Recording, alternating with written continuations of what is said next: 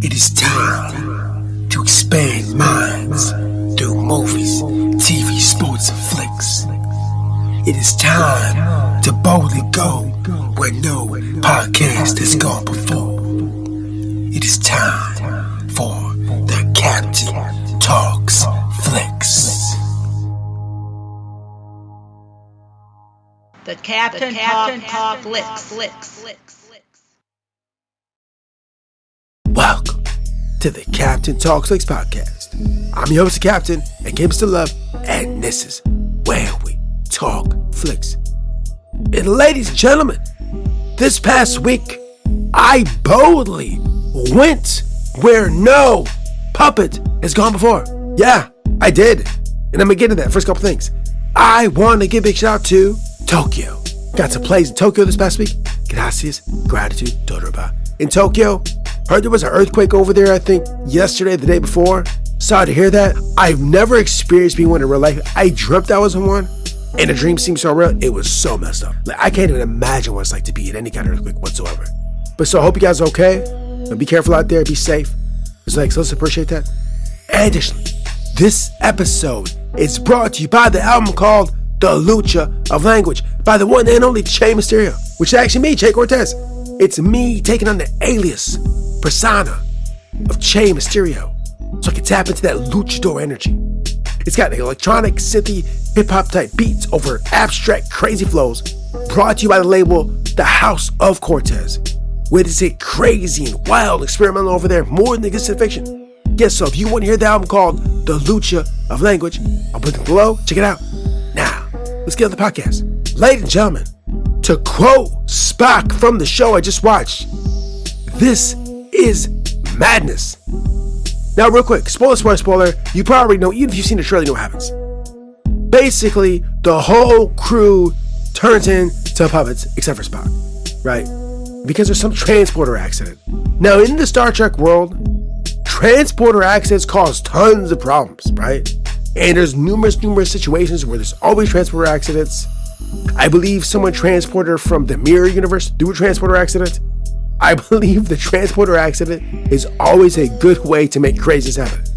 And this episode is possibly the most maddening, crazy, chaotic, insane episode we've ever seen. And you know what? I'm here for it.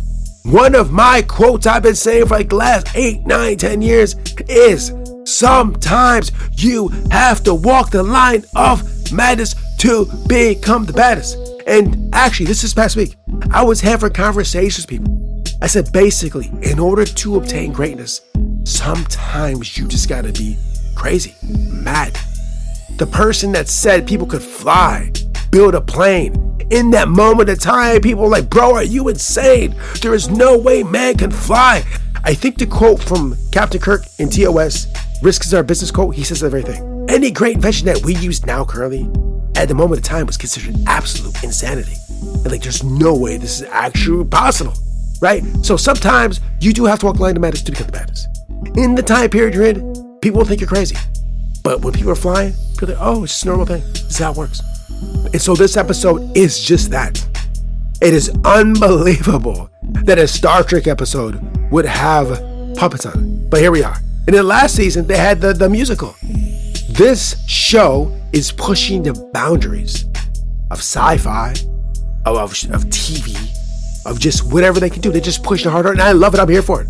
This is a great Star Trek series. Everything else is, but this is phenomenally good. They're just pushing it. They can do so much. When you're episodic, you can just do so much with it, and they're going there. So anyways, yes, phenomenal episode. Now what I'm going to do is get into a couple things about the episode I want to talk about. Some specific things I found interesting. So in the episode, we see that all the crew are puppets. They're all puppets. Literally all puppets. And so the Orions, these Orions, the green people, they have the Orion slave girls, but they really run the whole society. They're pirates, right? We've seen their backstory quite a bit, so we know a lot about them. But in this particular situation, they basically take over the ship because, bro, they're all puppets. And since they were all puppets, they literally walked on the bridge. And they were literally taking them, kicking them, throwing them around, like just manhandling them, right? These big, giant, trained, professional soldiers, right? These hardcore Orions were just throwing these puppets around like they're nothing. Yeah, like nothing. Yeah, and then they just took the bridge over easily. They subdued Spock. They took Spock and they imprisoned him and bound him, and like the whole ship was taken. Now, side note, in Star Trek, at some point in time, probably multiple times, the ship always gets taken over by somebody else. All the time. If you watch a Star Trek show long enough, eventually someone's either take over the ship or take over the space station or take over something. It happens every series you watch. At some point, that'll happen. Basically, this is one of those episodes. The ship got taken over, and how they take it back. Yeah, so they get taken over easily. Now, another side note. In the battle of strategy and conflict and war, right? There's always going to be advantage and disadvantage on every side. No army, no group is perfect. Everybody has weakness. Every human has weakness. Every group has weakness. Every army has weakness. Every corporation. It doesn't matter. All groups, people have weaknesses. No one is perfect. They have strength as well. And so when the Orions walked on board with a superior training and strength, just took over the bridge. One of my beliefs is your mind is sharp and it's not clouded versus people that are clouded or not as sharp. You can win regardless of the odds. And as you see it through history over and over again. So Pike, even though he's a puppet, he still has that captain's mind. He may be a puppet, but his mind is still powerful. You don't become a captain because your physical body is part of it, but your mind is also part of it. The mind that thinks of strategy, the mind that thinks of ways to overcoming obstacles, right? What are your resources? What are my resources? How you overcome that obstacle? How will you overcome that obstacle? In the battle of overcoming obstacles, yes, physicality is part of it, but also mindset, what you can think of, what strategies, what ways of doing things, how can you use your mind to overcome obstacles? And so really what it comes down to, even though Pike is a puppet and physically weaker, they have to regroup, retreat, and reevaluate and see how can we use the situation to our advantage. Now, to cite a Star Trek Next Generation episode, which I cannot remember the name of it, but in the early seasons, there's an episode where Jean-Luc Picard has these people on the ship and on a planet, and there's some guy, he's a very good, known as a great communicator, yet he can't even talk. He just speaks in sign language, something like that, right? Or he has a way of talking that's not verbal. And so he has to mediate these warring factions, right? In one of the most memorable quotes over the last 20 years, in all TV and all of history and all of the quotes I have seen as a human being, it's just scene with this guy. I think they're asking about how he's able to do what he does because he can't talk. And he's like, I had to turn disadvantage into advantage, right? I had to turn disadvantage to advantage. And this is exactly what happens in this episode. The puppets were seen as disadvantage. But what they do, they turn it to advantage, right? They use their quotation mark, disadvantage, and they turn it to advantage. Now, Pike even says this in the show. He's like, bro, we were thinking and acting in ways of being that how we were before. But we are puppets now. How do we operate, move, and take back the ship in puppet form? We cannot think as we were before. We have to think like puppets, move like puppets, use the advantage of puppets. What are we going to do? And so they go ahead and strategize, and they plan, and they outmaneuver the Orions. Because Captain Pike is not only a physical, strong human being, he's also a great thinker. And his brain still worked, his mind still worked, and the rest of the team as well. They all collaborated. They all brought their minds together, and they found a way to overtake the Orions, even though, quotation mark, they were weaker or whatever, but they're puppets, didn't matter. They found the advantage in the disadvantage, and they took the ship back. This is a powerful lesson. Now, real quick, before I even finish this up, Star Trek has been dropping gems and lessons the whole time they've been out. Literally, you can watch Star Trek get tons and tons of lessons of life, of how to maneuver through, go through, people that model good behavior, in my opinion, and many others' opinion. It's been a stand-up show. And real quick before I finish this podcast out, I think last month, or maybe the month before, the parent company of Star Trek was saying that basically, like, we're going to focus on the movies. But now I found out last week, one of the higher-ups, one of the people that call the shots, the money people, the powerful people, said, I'm paraphrasing, that basically this show was too important, or the episodic TV or the streaming is too important to not give attention and do something with. And they're spot on right. It started on TV. Now, of course, do movies, but the shows are super powerful, and they keep proving it over and over again. Like, every episode that gets dropped is phenomenally good to me. Now, I know some people disagree with this, but no, to me, the hardcore fan that watches this and appreciates infinite diversity, infinite combinations, this is a phenomenal show that is good for entertainment, but it's also good for promoting good values and good vibes to the communities that watch these episodes, right? It's phenomenally great. And the higher up, the exec recognized, which is great news, because I honestly thought that maybe the focus was B-movies. And of course, I got to roll what the bosses say. The bosses call the shots. I don't own Star Trek. I don't control it. They don't do what I want. They're going to do what they think is best for Trek and the company and all these things, right? And this guy got to roll with it. And also, you do movies? Fine. Of course, I'll see the movies. I love the shows more than the movies, no respect, because you get more of it. But you got to go with the flow. But apparently the flow is going back to TV again. Now, what comes next? I don't know. What they're going to do? I don't know. But whatever the show might be, I'm going to quote myself from 2016 when I found out Star Trek Discovery is coming out. Wherever Trek is on episodically, we're talking television shows, quotation, I know it's not television, you know what I'm saying, like TV type shows, like that kind of thing. Home box office, at the house. I will be there. When CBS All Access first started, and Trek was one of the anchor shows on that streaming service before it came Paramount Plus, yeah, I was there. The podcast show it. Look at the podcast. Look at the history. I was there from the jump. And when they switched to Paramount Plus, I was there from the jump. Wherever Trek goes, I will be there. This is facts. This is till I'm dead, bro. This is real. I am that hardcore of a Trek fan, and I will go where it goes. I'm entertained by the show, but the show has been instrumental and phenomenal in shaping my life in a better direction, among other things. There's other things as well, but yes, this has been a powerful, positive influence on my life. And I will keep saying this till I'm dead, bro. Like, this is real. So wherever Trek goes, I will be there. Roddenberry values. I say that in this one of these raps I do. Because the values presented in the show from the jump. Let me just go ahead and go here.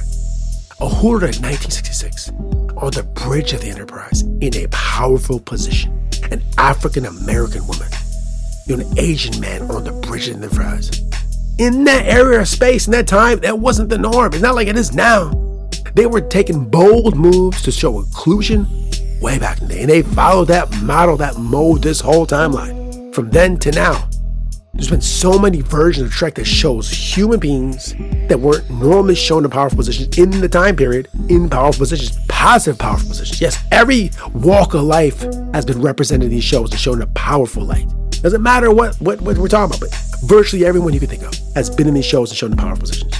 Surnames, looks, genders, doesn't matter. They've been shown in a powerful light. Star Trek is an example of what humanity can be when it's at its best. Now I know, you look around planet Earth now thinking like, bro, we're never gonna get there. But I'll tell you this, I posted the other day that I can tell the vibes of the world, of my community, are shifting. The golden rules seem to come back into effect. I can feel it, I can see it when I walk the path, when I walk out and about. I can tell change is happening. The space I live, the space where I'm at, people are coming here. They know the vibes are good. They're literally coming to our communities. They're literally going to our shops. They're going to our beaches. They're going to our lakes. They're going all over to come and see the magic of Michigan, the magic of where I stay. Because it starts here, bro. The vibes are good here. This is real. I walk around day to day. Now there's some, bad eggs. They're everywhere. But most of the people I see, super nice and been nice for years. Years upon years. People out here just trying to pay their taxes, buy their groceries, get gas.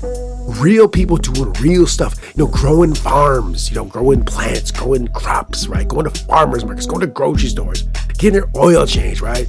Hunting, whatever they're doing, they're just cooking food, grilling, having parties, going to dances, whatever. They're just out here living life, trying to be happy. That's all they're doing, right? And I feel the swing from all this bickering and infight over nonsense is starting to dissipate.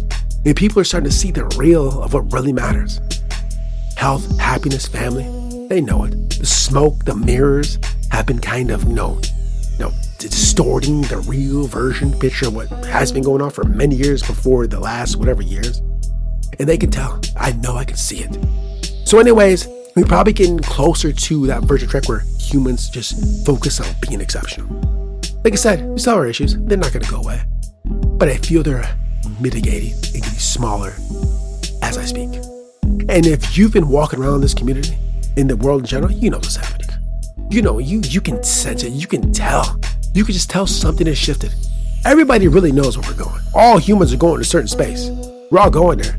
And the path to there, how you want it to be, happy, negative, chaos, not chaos. I don't know. But I think we're on the right path. I feel it. And Star Trek has been one of my North Stars of how humans can be when they work together and are exceptional to solve problems, to overcome obstacles in a collaborative team way. And also about this episode, it was a team of puppets that just destroyed or overcome the obstacle of the Orions, right? Flat out. I could go deeper in the episode. There's more time, but I'm going to leave it there. I've said enough. But ladies and gentlemen, Star Trek, phenomenal. Strange New Worlds, phenomenal. TOS, phenomenal. Next Generation, phenomenal. Deep Space Nine, phenomenal. Voyager, phenomenal. Lower Decks, phenomenal. Discovery, phenomenal. Picard, phenomenal. Movies, phenomenal. First Contact, phenomenal. My favorite movie, by the way, from Star Trek. I go on and on and keep listing them. But again, the cast are phenomenal. I mean, it's just a great, great show. It's the greatest entertainment property ever created, in the opinion of me and many others, right? Yeah, this is true to me. So thank you for bringing such joy to me and many other human beings on the planet. So anyways, thanks for joining me. I appreciate you. And until next time, we'll see. Live long and prosper. Spock. Till this time, Captain Peace. The Captain Talk Licks.